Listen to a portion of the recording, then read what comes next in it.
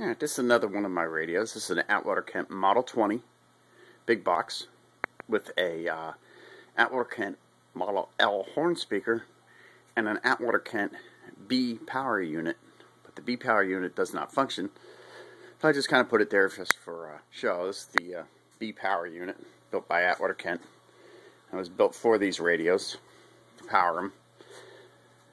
And it's a typical 3-dialer, built in 1925. The first RF, second RF, third RF, and this operates the filament for the RF, and this runs the filament for the AF. This is the power to turn on the filaments, and this is just a loading coil here. I'm currently running it with this power supply here that I built from a kit a long time ago, and the radio portion of it is being supplied by this DeWalt Model B612 wireless FM transmitter, and that converts the FM to AM. Also, I have a quick little advertisement for the B power unit, which is from that era, and an actual advertisement for the Model 20. I actually have some for the speakers too as well. There's a Atwater Kent display there. Let's go ahead and turn it on. This is our power. We're going to go ahead and turn it on.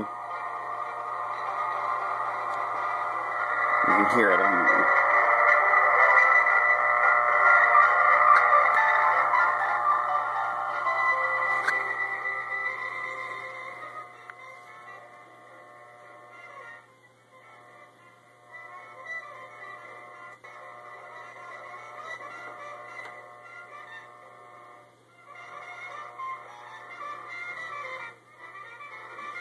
Radios are very particularly hard to tune in. If you were to try to tune another radio station, it'd be almost impossible to find it, just at a random.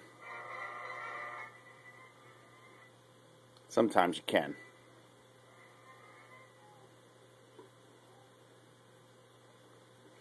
But for the most part,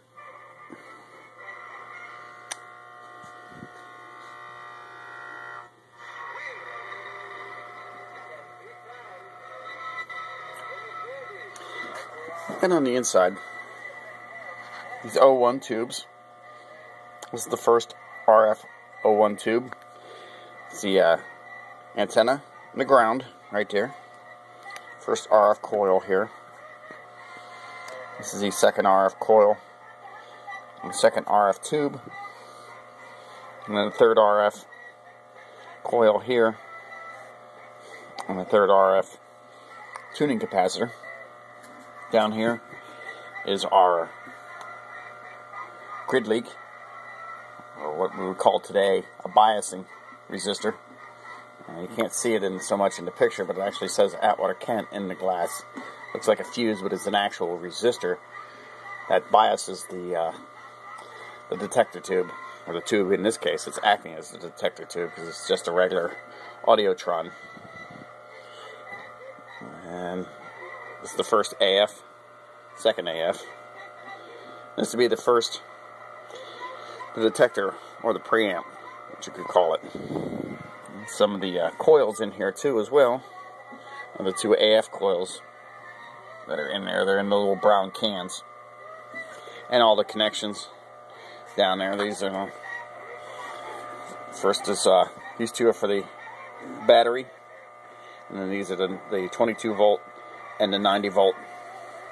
You don't ever want to touch those while it's running, or touch the speakers, because there is 90 volts on those horn speakers too as well. Not a whole heck of a lot. It's got a nice little Atwater Kent logo on the front. Let's see if we can do some.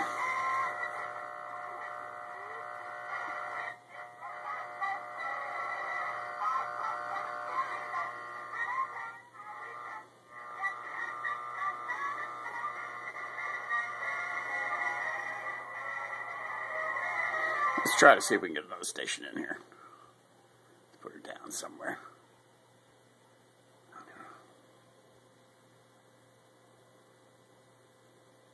When I first got this radio and had it running, I didn't know how to tune it.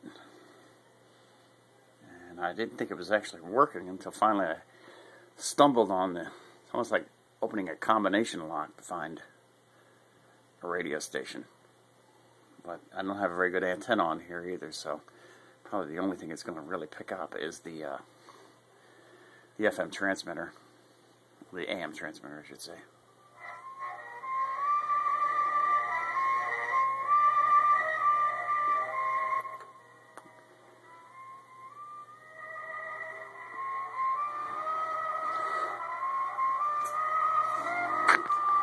And that's it.